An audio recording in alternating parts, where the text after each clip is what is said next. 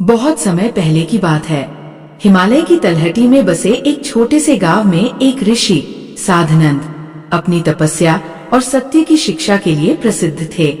उनके पास दूर दूर से लोग अपनी समस्याओं का समाधान पूछने आते थे। ऋषि साधनंद न केवल धार्मिक उपदेश देते थे, बल्कि लोगों को नैतिकता और सच्चाई के मार्ग पर चलने के लिए प्रेरित करते थे।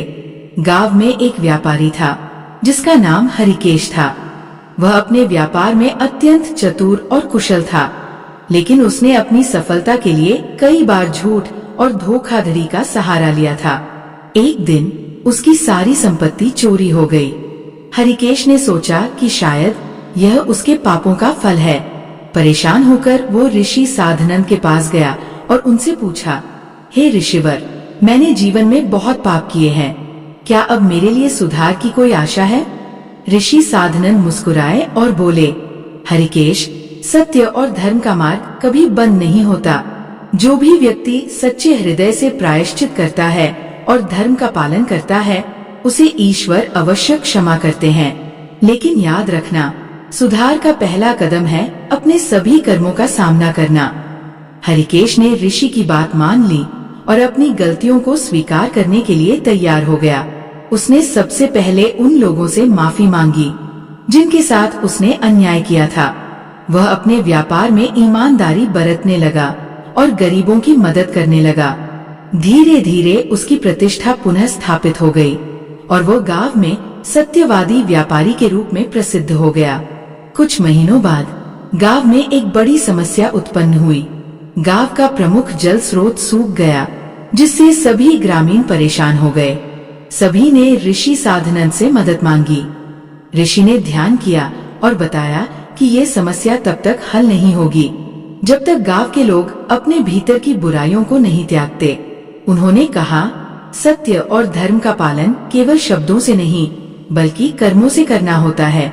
ये सूखा ईश्वर की ओर से एक परीक्षा है। अगर आप सभी सच्चे हृदय से एकत्रित होकर प्रार्थना करेंगे और अपने कर्म सुधारेंगे, तो जल स्रोत पुनः सक्रिय हो जाएगा। गांव के सभी लोग एकत्रित हुए और अपने अपने पापों को स्वीकार करने लगे। हरिकेश ने अपनी कहानी सबके सामने सुनाई और बताया कि कैसे सत्य के मार्ग ने उसे नया जीवन दिया। धीरे धीरे सभी ने अपने भीतर की बुराइयों को छोड़ने का संकल्प लिया। कुछ दिनों की सामूहिक प्रार्थना और प्रायश्चित के बाद गांव का जल स्रोत अचानक सक्रिय हो गया। सभी ग्रामीण इसे ईश्वर की कृपा मानकर ऋषि साधनंद का धन्यवाद करने गए। ऋषि ने सबको संबोधित करते हुए कहा, ये चमत्कार ईश्वर की ओर से नहीं, बल्कि आप सभी की सत्यनिष्ठा और धर्म पर विश्वास का परिणाम है। याद रखें, जब आप अपने भीतर सत्य का प्रकाश जलाते हैं, तो बाहरी अंधकार स्वतः समाप्त हो जाता है। नैतिक शिक्षा नंबर 1, सत्य और धर्म का मार्ग कठिन हो सकता है, लेकिन अंततः वह आपको शांति और सफलता देता है।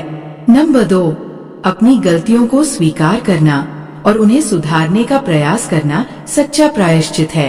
नंबर 3, सामूहिक प्रयास और प्रार्थना में बड़ी शक्ति होती है।